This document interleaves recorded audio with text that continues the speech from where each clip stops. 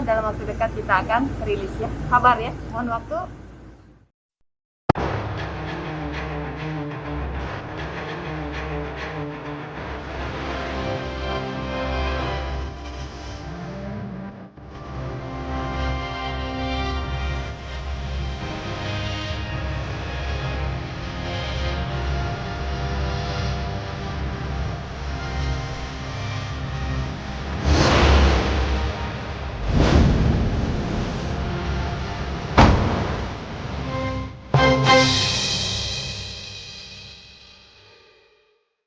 Assalamualaikum warahmatullahi wabarakatuh. Salam sejahtera untuk kita semua. Salam Om Swastiastu, Namo Buddhaya, Salam Kebajikan. Teman-teman semuanya, selamat bertemu kembali dengan saya Herisanto. Pada kesempatan hari ini saya ucapkan terima kasih kepada teman-teman semuanya yang mana sudah bersama-sama dengan saya untuk terus bisa mengawal kasus Subang. Teman-teman semuanya, pada saat ini, sampai saat ini perkembangan kasus yang dikenal dengan kasus Subang sudah mau menginjak 10 bulan ya. Tetapi perkembangannya sampai saat ini belum sesuai dengan apa yang kita harapkan. Terkadang ini menjadi pertanyaan di pikiran kita semuanya, di pikiran teman-teman semuanya. Apa sih yang menjadi kendala dalam pengungkapan kasus yang terjadi di Subang ini? Teman-teman semuanya, saya akan mengajak kepada teman-teman semuanya, pihak kepolisian sampai saat ini masih terus berupaya untuk bagaimana bisa melakukan pendalaman, bisa melakukan penyidikan dan penyelidikan untuk bagaimana bisa mengungkap tabir kasus yang terjadi di Subang ini. Teman-teman semuanya, dalam hal ini kita tahu bahwa di dalam KUHP pasal 184 di sana diterangkan mengenai alat bukti yang sah. Kenapa demikian? Karena kita tahu bahwa di dalam menentukan tersangka di sini pihak kepolisian itu memerlukan minimal 2 alat bukti.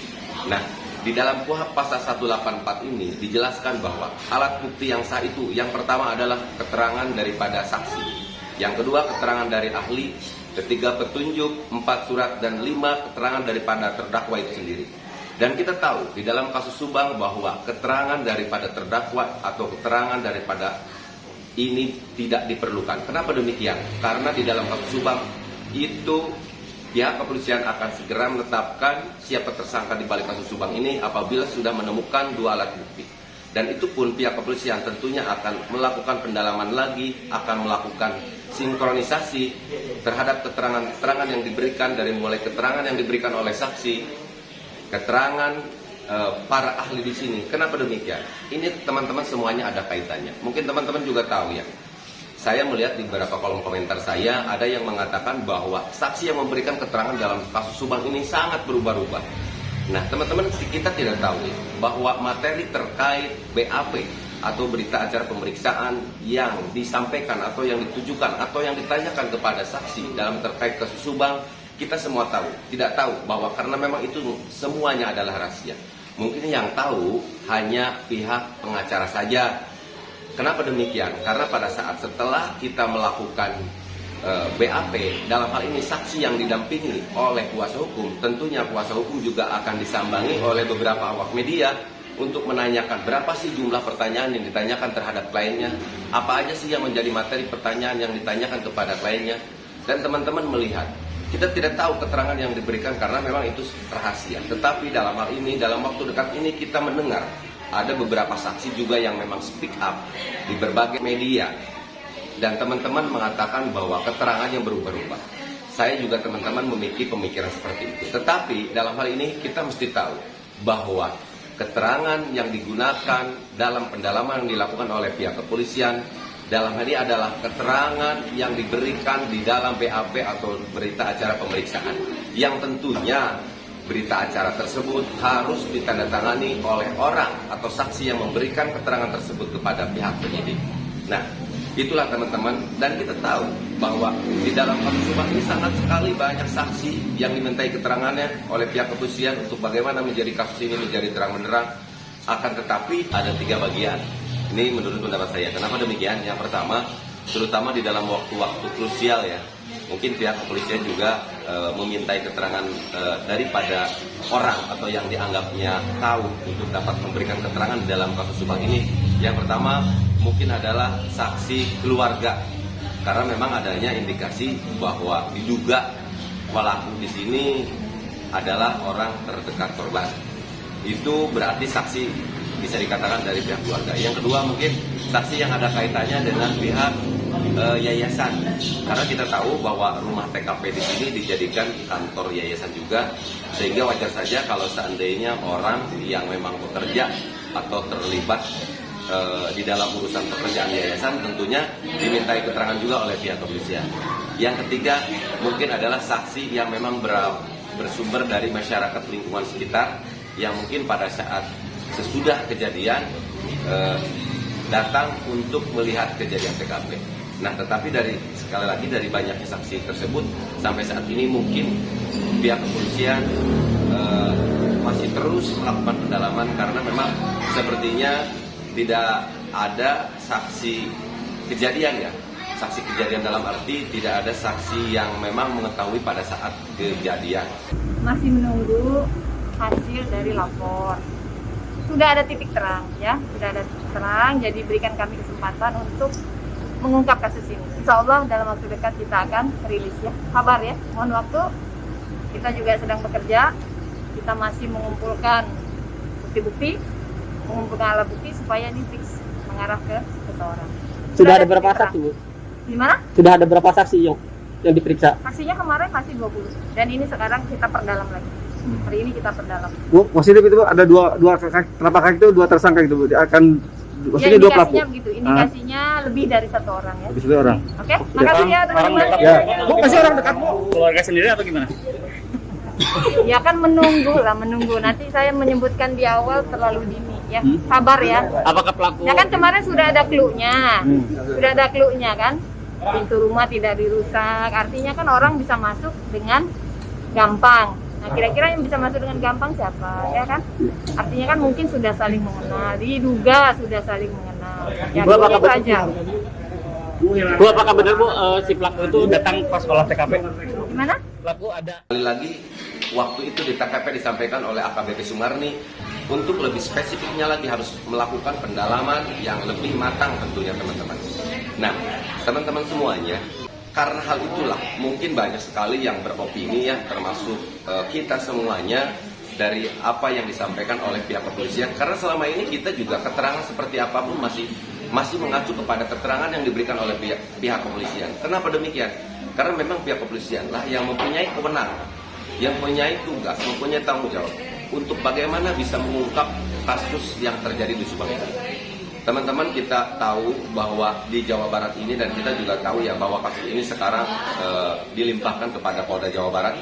Dan di Polda Jawa Barat aja mungkin ini banyak sekali kasus yang terjadi, dan bukan kasus Subang aja, tapi kita terus menyuarakan kasus Subang ini dengan sebuah harapan kasus yang terjadi di Subang ini menjadi sebuah atensi publik. Dan kita sangat mengharapkan sekali bagaimana kasus ini dapat cepat terungkap. Teman-teman semuanya, yang ada di pikiran kita sekarang ini adalah kenapa sih kasus Subang ini kok sangat lama sekali, padahal saksi di Subang ini sangat banyak sekali dalam kasus Subang. Mungkin saya berpikir juga ya, bahwa dalam sebuah kasus pembunuhan mungkin yang saya tahu, tapi saya tidak tahu juga, mungkin teman-teman juga melihat yang disampaikan oleh beberapa media ya, dalam kasus Subang ini saksi sangat banyak sekali, tapi dari banyaknya saksi ini belum bisa memberikan keterangan yang dapat menghasilkan petunjuk untuk bagaimana kasus ini bisa cepat terungkap. Mengenai keterangan yang diberikan oleh saksi, apakah keterangan yang diberikan oleh saksi itu bohong? Apakah keterangan yang diberikan oleh saksi itu benar? Tentunya yang tahu adalah pihak kepolisian. Pihak kepolisian juga ada sesuatu yang tentunya bisa disampaikan, dipublikasikan kepada kita.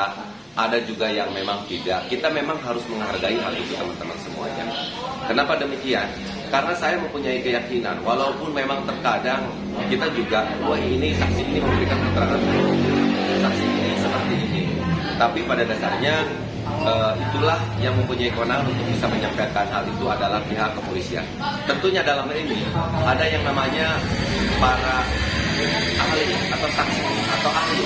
Ahli di sini mungkin digunakan juga oleh pihak kepolisian atau nanti juga di pengadilan untuk bagaimana bisa memberikan keterangan sesuai dengan harapan sehingga kasus ini dapat cepat terungkap.